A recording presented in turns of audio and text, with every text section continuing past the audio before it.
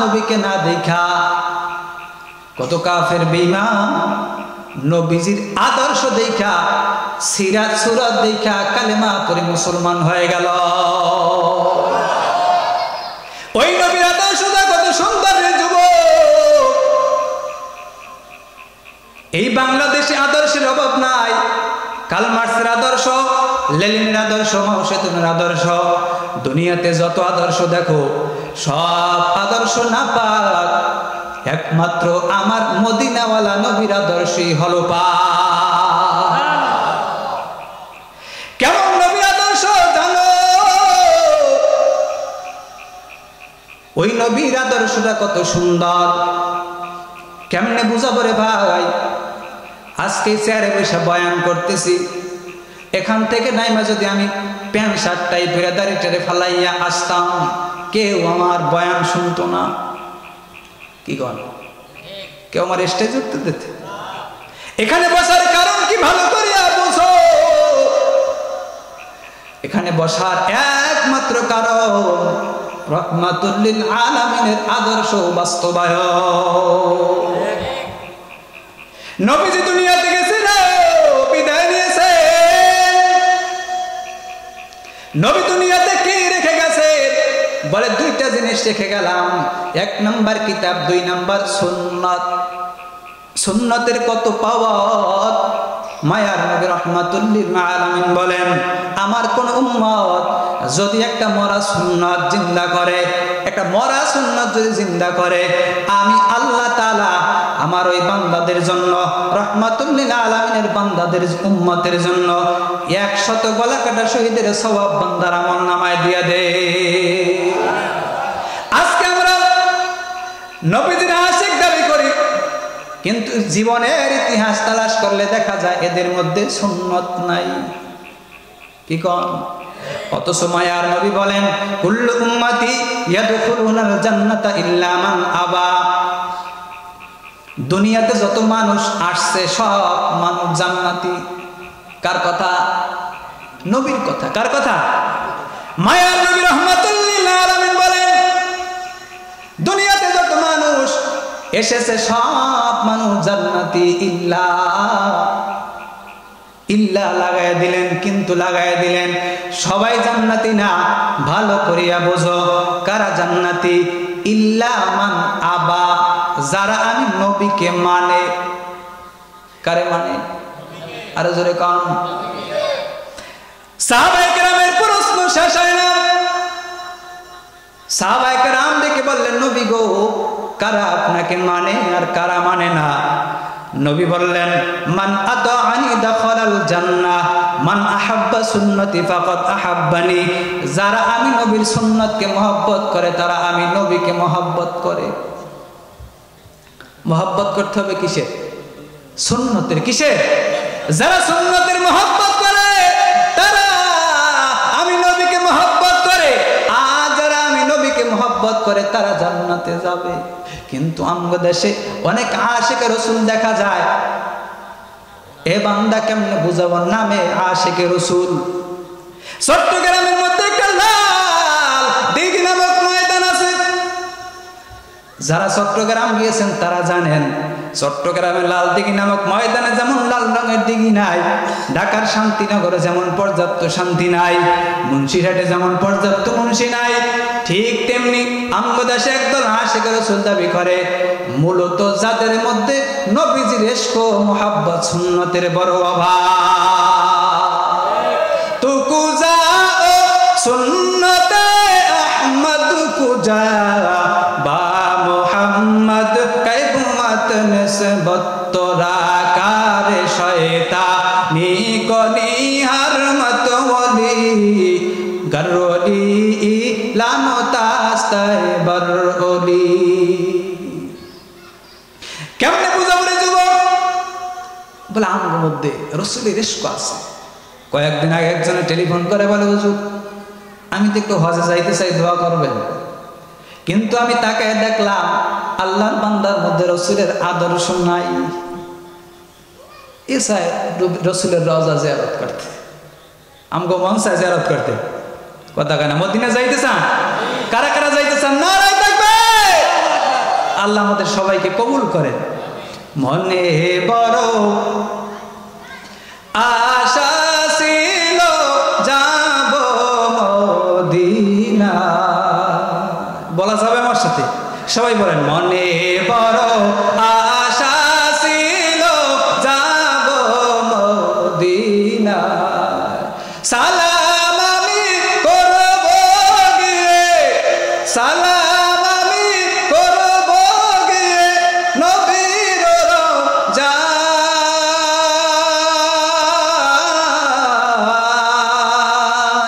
মনে বড় আশা ছিল যাব মদিনা, মনে বড় আশা ছিল। আরব সাগর পাহাড়ি দিব নাই গো আমার তরি, পাখি নয় যে উড়ে যাব ডানাতে ঘর করি, আমার আশায় আছে সম্বল নাই, আমার আশায় আছে সম্বল নাই, করি কি উপায়, মনে বড় আশা ছিল যাব মদিনা। খারাপ লাগে? মদিনা যাইতে মন চায়, কেমনে বোঝা পড়ে যুবক ভাই? রহমাতুল্লিল আলামিন দুনিয়াতে আগমন করলেন উত্তম আদর্শ নিয়া। কি আদর্শ রেখে গেলেন? দুই জিনিস, এক নম্বর কোরআন, দুই নম্বরে সুন্নাহ। সুন্নাতকে বাদ দিয়া আল্লাহকে পাওয়া যাবে? কথা বল। সুন্নাত যদি আমল করেন নবী পাইবেন, নবী পাইলে আল্লাহ পাবেন। কি কর? তুমি সরাসরি মাওলার সাথে লাইন ক্লিয়ার পাবা না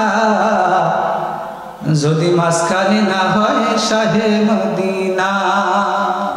আল্লাহর খুশি যে পাওয়া যায় নবীর ভালোবাসা, আল্লাহর খুশি যে পাওয়া যায় নবীর ভালোবাসা।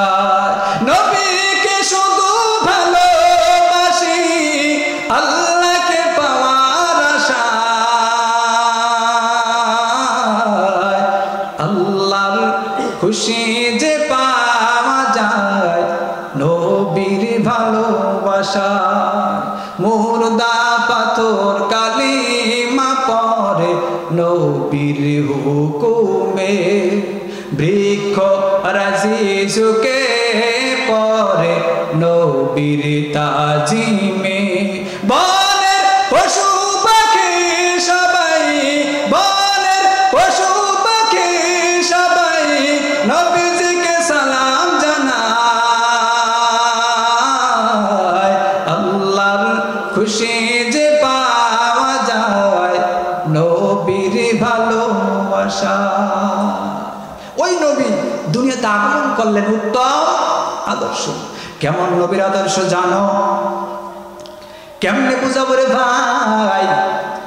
একটা যুবক খলিফাতুল মুসলিমিন ওমরের কাছে এসে বললেন, ও ওমর ভাই, আমাকে একটু বলবা রাসূলের আদর্শটা কেমন? ওমর বললেন, রে যুবক, আমি কেমনে তোমার জবাব দিব? বহু বছর পর আমি খলিফাতুল মুসলিমিন ওমর রহমাতুল্লিল আলামিনের মাথা আনার জন্য রওনা। মাথা আনতে গিয়া আল্লাহ ইসলামের জন্য কবুল করেছেন। আমি গিয়া রহমাতুল্লিল আলামিনের হাতে হাত দিয়া কালেমা পড়লাম। আমি তো পুরা নবীজির জীবনীটা পাই নাই, আমি কেমনে জবাব দিব রাসূলের আদর্শ কেমন? এ যুবক, যদি তুমি আদর্শ সম্পর্কে বয়ান চাও তাহলে আমার কাছে পাইবা না, তবে যদি তুমি আদর্শ সম্পর্কে বয়ান চাও, রাসূলের একজন কাছাকাছি সাহাবী যাকে রহমাতুল্লিল আলামিন আফ্রিকার জঙ্গল থেকে টাইনা মুয়াজ্জিনের কাতারে দাঁড় করায় দিলেন। যদি ওই বেলালের কাছে যাও, ওই বেলালের কাছে গিয়ে নবীর আদর্শ সম্পর্কে বয়ান পাইবা। যুবকটা বেলালের কাছে গিয়ে বললেন, কে সেই বেলাল? ভালো করিয়া বোঝো, মায়ার নবী মেরাজে গেলেন, নবী জান্নাতের মধ্যে হাঁটতেছেন, হঠাৎ করে একটা হাঁটার আওয়াজ পাওয়া গেল। নবীজি জিজ্ঞেস করলেন, হে জিবরাইল, এই যে জান্নাতের মধ্যে হাঁটার আওয়াজ পাইলাম এটা কার? জিবরাইল আমিন বললেন, নবী গো, এটা দুনিয়ার কোনো সাধারণ মানুষের না, আপনার একজন আদরের সাহাবী আফ্রিকার জঙ্গলের কালো বেলালের হাঁটার আওয়াজ। নবীজি দুনিয়াতে এসে জিজ্ঞেস করলেন, রে বেলাল, এমন কি আমল করেছো জান্নাতের মধ্যে হাঁটার আওয়াজ পাইলাম? বেলাল ডাক দিয়া বলেন, নবী, এমন কোন আমল আমি করতে পারি নাই, তবে ও নবী গো, আমি দাইমি একটা আমল করেছি। বলে কি আমল? বলে আমি প্রত্যেকটা অজুর পরে 2 রাকাত তাহিয়াতুল ওযুর নামাজ আদায় করেছি। এই ছোট্ট আমলটা আল্লাহ তাআলা বলেন, বান্দা, যদি আমলটা ছোট হয়, যদি দৈনিক আমল করতে পারো, আল্লাহর কাছে বড় দামি হয়ে যাইবে। ওরে নবীর উম্মতের দল, একটু ভালো করিয়া বুঝো। যুবকটা বেলালের কাছে গেলেন, বেলালের কাছে গিয়ে বললেন, বেলাল ভাই, আমাকে কি একটু বলবা রাহমাতুল লিল আলামিনের আদর্শটা কেমন? বেলাল বললেন, যুবক, কেমনে বুঝাবো? আমি বেলাল, ওই আফ্রিকার জঙ্গলের কালো বেলাল, নাখান্দা গোলাম, আমার নবী মায়া করে মোহাব্বত করে ডাইকাইনা মুয়াজ্জিনের কাতারে দাঁড় করায় দিছে। কে সেই বেলাল? এই বেলাল বলতেছে, আমি নাখান্দা বেলাল। অথচ মক্কা বিজয় হয়ে গেল, বিজয়ের আজান দেওয়া হবে, আজান কে দিবে? নবী মশওয়ারায় বসে গেলে, আজকে বিজয়ের আজান কে দিবে? কেউ বলে ওমর দিবে, কেউ বলে ওসমান দিবে, কেউ বলে আলী দিবে, কেউ বলে আবু বকর দিবে। আল্লাহ তাআলা আসমান থেকে ডাইরেক্ট ফেরেশতা পাঠিয়ে বললেন, ও মায়ের নবী, আজকে বিজয়ের আজান আবু বকরের জবানে হবে না, ওমরের জবানে হবে না, ওসমানের জবানে হবে না, আজকে বিজয়ের আজান আফ্রিকার জঙ্গলের কালো বেলালের জবানে হবে। ওই বেলালের কাছে গিয়ে বললেন, বেলাল ভাই, আমাকে কি একটু বলবা রাসূলের আদর্শটা কেমন? বেলাল বললেন, যে যুবক, এই বিষয় বয়ান দেওয়ার সুযোগ আমার নাই, কারণ আমি এমন বেলাল, যেই বেলাল আফ্রিকার জঙ্গল থেকে নবীটাই না দাঁড় করাই দিয়েছে। আমার কাছে জবাব পাইবা না, আমি রাসূলের পুরো জীবন এটা পাই নাই। তবে ও যুবক, যদি নবীর আদর্শ সম্পর্কে বয়ান চাও, রাসূলের একজন কাছাকাছি সাহাবী আবু বকরের কাছে যদি যাও, আবু বকরের কাছে গিয়া জবাব পাইবা, কারণ আবু বকর রাসূলের কাছাকাছি ছিলেন, পুরো জিন্দেগি পাইছে। আরে যুবক, ভালো করিয়া বুঝরে ভাই।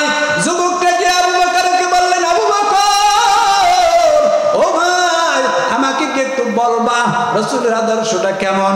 আবু বকর চোখের পানি ছেড়ে ছেড়ে কাঁদেন আর বললেন, এরে যুবক, আমি কেমনে জবাব দিব? আমি একটা নাখান্দা গোলাম। কে সেই আবু বকর চোখের পানি ছেড়ে কান্না করতেছে? কেমনে বুঝাবো রে ভাই? অল্প সময়ের মধ্যে শেষ করে দিতেছি। রাহমাতুল লিল আলামিনের আদরের সাহাবী আবু বকর, নবী যদি একটা আমলের কথা বলতেন, সবাই পাল্টা প্রশ্ন করলো, আবু বকর করতেন না। এমন আবু বকর, কে সে আবু বকর? ভালো করিয়া বুঝো। ওই আবু বকরের এত দাম, এত পাওয়ার, এত পাওয়ার। একদিন আবু বকর রাদিয়াল্লাহু তাআলা আনহু এক ইহুদি বেঈমানকে, ইহুদি বেঈমান আল্লাহ তাআলাকে গালি দিয়েছে। ইহুদি বেঈমানকে আবু বকর সর লাগাই দিলেন। ইহুদি বেঈমান নবীর কাছে এসে বিচার দিলেন, ও নবী, আপনার একজন আদরের সাহাবী আমাকে সর মেরেছে। নবী বললেন, কে মেরেছে? ওমর মারতে পারে, ওসমান মারতে পারে, আলী মারতে পারে। যুবকটা বললেন, হুজুর, আলীও মারে নাই, ওসমানও মারে নাই, ওমরও মারে নাই, কে মারছে? বলে আপনার আদরের সাহাবী আবু বকর মেরেছে। কে মারছে? কে মারছে? নবী অবাক হয়ে গেলেন। আবু বকর নরম মনা মানুষ। আবু বকর তো যুবকের গালে হাত দিতে পারে না। কই, আবু বকরকে ডাকো। আবু বকরকে ডাকা হলো, ওই আবু বকর, তুমি নাকি ইহুদি বেঈমানের গালে সর মেরেছো? আবু বকর বলে, নবী, হ্যাঁ, সর মেরেছি, তবে এই ইহুদি বেঈমান আল্লাহকে গালি দিয়েছে। কাকে গালি দিয়েছে? এ আবু বকর, ইহুদি বেঈমান যে আল্লাহকে গালি দিয়েছে, তোমার কোনো সাক্ষী আছে কিনা? আবু বকরের কাছে যখন নবী বললেন, আবু বকর, তোমার কোনো সাক্ষী আছে কিনা? আবু বকর বললেন, নবী গো, পাশাপাশি ইহুদি বেঈমান ছাড়া আমার কাছে তো কেউ ছিল না, আমার তো কোনো সাক্ষী নাই। নবী বললেন, আবু বকর, যদি সাক্ষী না থাকে, আমি নবী তো ইনসাফের বিচারদার, আমাকে তোমার পাল্টা জবাব দিতে হবে। যদি সাক্ষী না থাকে, ইহুদি বেঈমান তোমার গালে পাল্টা সর লাগায়া দিবে। ইহুদি বেঈমান চোর লাগাই দিবে। নবীও তো জানতেন আবু বকর মিথ্যা বলে না, তারপরে যেহেতু সাক্ষী নাই এজন্য নবীর ইনসাফের বিচার করবেন। সরাসরি আল্লাহ তাআলা আসমান থেকে ফেরেশতা পাঠাইয়া নবীকে জানাইলেন, নবী গো, আবু বকরের ব্যাপারে যদি আপনার কোনো সাক্ষী প্রয়োজন হয়, আবু বকরের ব্যাপারে স্বয়ং আমার আল্লাহ সাক্ষী হয়ে গেছে। ওই আবু বকর হিজরতের প্রায় 2.5 বছর আগে মায়ার নবী রাহমাতুল লিল আলামিন বলছেন, আবু বকর তুমি আমার হিজরতের সাথী হইবা। প্রায় 2.5 বছর পর মায়ার নবী রাহমাতুল লিল আলামিন হিজরতের রাতে গিয়া আস্তে করে আওয়াজ দিলেন, আবু বকর। সাথে সাথে লাব্বাইকা ওয়া সাদাইকা রাসূলুল্লাহ। মায়ার নবী অবাক হয়ে গেলেন। নবী প্রশ্ন করলেন, আবু বকর এত গভীর রাত, এই সময় আস্তে করে আওয়াজ দিলাম, জবাব তুমি কেমনে দিলা? আবু বকর বললেন, নবী গো, প্রায় 2.5 বছর আগে আপনি বলেছিলেন আমি হিজরতের সাথী হব। ওই দিন থেকে আমি আবু বকর দিনের বেলা যতটা ব্যস্ততা থাকি, রাতের বেলা এক বিন্দু মাত্র ঘুম যাই না, দরওয়াজার সাথে পিঠটা লাগিয়ে রাখি আর অপেক্ষা করতে থাকি আমার মায়ার নবী কখন এসে ডাক দিবে। আমি যদি ঘুমিয়ে যাই, আমার নবী আইসা যদি ডাক দাবো বকর জবাব দিতে যদি না পারি, শত্রুপক্ষ যদি আইসা আমার নবীর আঘাত করে আমি সহ্য করতে পারবো না। ও নবী গো, শুধু আমি একা আবু বকর না, আমার মেয়ে আসমাও ঘুমায় না, নাস্তা বানায় রেডি করে পথের দিকে থাকে, কখন আমার মায়ার নবী আসবে। আমার বাবা আমার মায়ার নবীর হিজরতের সাথী হবে। ওই আবু বকরের কাছে গিয়া বললেন, আবু বকর ভাই একটু কি বলবা রাসূলের আদর্শটা কেমন? আবু বকর বললেন, রে যুবক, এই জবাব দেওয়ার মতো আমার সুযোগ নাই, তবে যার ব্যাপারে মায়ার নবী বললেন আনা মাদিনাতুল ইলম আলিয়ুন বাবুহা, যার ব্যাপারে মায়ার নবী বলেন যিনি ইলমের শহর, আমি নবী ইলমের শহর, ওই ইলমের দরওয়াজা হলেন আলী। ওই আলীর কাছে যদি যাও, আলীর কাছে গিয়ে নবীজি আলীর কাছে যদি যাও, আলীর কাছে গিয়ে জবাব পাইবা। আল্লাহর বান্দা আলীর কাছে চলে গেলেন, ও আলী ভাই আমাকে কি একটু বলবা রাহমাতুল লিল আলামিনের আদর্শটা কেমন? আলী বললেন, রে যুবক, আমি কেমনে জবাব দিব, আমার দেওয়ার মতো ইলম নাই। এমন আলী যার ব্যাপারে মায়ার নবী বলেন আমি ইলমের শহর, ইলমের দরজা আলী। ওই আলীর কাছে নবীজির কাছে একদল লোক গেলেন নবীর সাথে দেখা করতে। আলীর কাছে গিয়ে বললেন, আলী ভাই আমরা নবীজির সাথে দেখা করব। আলী বললেন, নবীর সাথে যদি একবার দেখা করতে চাও, আমি আলীর সাথে কমপক্ষে 2 বার দেখা করতে হবে। কয়বার? নবীর সাথে 1 বার, আলীর সাথে 2 বার। সাহাবায়ে কেরামের মাথাটা গরম, নবীর সাথে 1 বার দেখা করব, আলীর সাথে 2 বার দেখা করতে হবে। নবীর কাছে বিচার, ও নবী আপনার একজন আদরের সাহাবী আলী বলেছেন আপনার সাথে যদি আমরা 1 বার দেখা করতে চাই, আপনার সাথে যদি 1 বার দেখা করতে চাই, আপনার আদরের সাহাবী আলীর সাথে নাকি 2 বার দেখা করতে হবে। নবী আলীকে ডাকলেন, ও আলী তুমি নাকি বলেছো আমার সাথে যদি কেউ 1 বার দেখা করতে চায় তবে। আলী ডেকে বললেন, ও মায়ের নবী, হ্যাঁ আমি তো ঠিকই বলেছি, আপনি তো বলেছেন আনা মাদিনাতুল ইলম আলিয়ুন বাবুহা, আমি হলাম ইলমের শহর আর ইলমের দরওয়াজা হলেন আলী। ও নবী বলেন একটা ঘরে যদি কেউ ঢুকতে চায়, ঢোকার সময় দেখা দরওয়াজার সাথে 1 বার, ঘরে দেখা কইরা বের হয়ে যাবে, বের হওয়ার সময় দেখা আর 1 বার। কয়বার হলো? আরে জোরে বলেন, কয়বার হলো? ওই আলীর কাছে গিয়ে বললেন, আলী ভাই আমাকে কি একটু বলবা রাসূলের আদর্শটা কেমন? আল্লাহর বান্দা আলী হিকমতের প্রশ্ন করলেন, এই যুবক তুমি বলো এই পৃথিবীটা কত বড়? যুবক বললেন, পৃথিবীটা তো অনেক বড়। মায়ার নবীর সাহাবী আলী রাদিয়াল্লাহু তাআলা বললেন, যে পৃথিবী সম্পর্কে তুমি বলতেছো অনেক বড়, ওই পৃথিবী সম্পর্কে স্বয়ং আল্লাহ বলেন সামান্যতম পৃথিবী। আর যেই আদর্শ নবীর আদর্শ সম্পর্কে তুমি বয়ান চাও, ওই নবীর আদর্শ সম্পর্কে আল্লাহ তাআলা স্বয়ং বলেন নবীর আদর্শ অনেক বড়। এ যুবক একটু ভালো করিয়া বোঝো রাসূলের আদর্শটা কত দামি আদর্শ রে যুবক ভাই। আজকে তোমার গালে দাড়ি নাই, তোমার লম্বা জামা নাই, তোমার নামাজ নাই, তোমার রোজা নাই, অতএব আজকে থেকে মাহফিল থেকে ওয়াদা করে যাবা রে যুবক, আর জিন্দেগিতে কোনোদিন নামাজ ছাড়বা না, রোজা ছাড়বা না, রাসূলের আদর্শ বাস্তবায়ন করবা। এ যুবক, জীবন যাবে তো রাসূলের সুন্নাতকে জবাই করা যাবে না। যদি খাঁটি নিয়ত হয়, ধোঁকাবাজি না, অন্তরটা যদি সহি নিয়ত হয়, আল্লাহ তাআলাকে দুইটা হাত দেখাইয়া দাও। নারায়ে তাকবীর। আল্লাহ আমাদের সবাইকে কবুল করেন, রাসূলের আদর্শ বাস্তবায়ন করে আল্লাহ তাআলার হুকুম পালন করে কবুল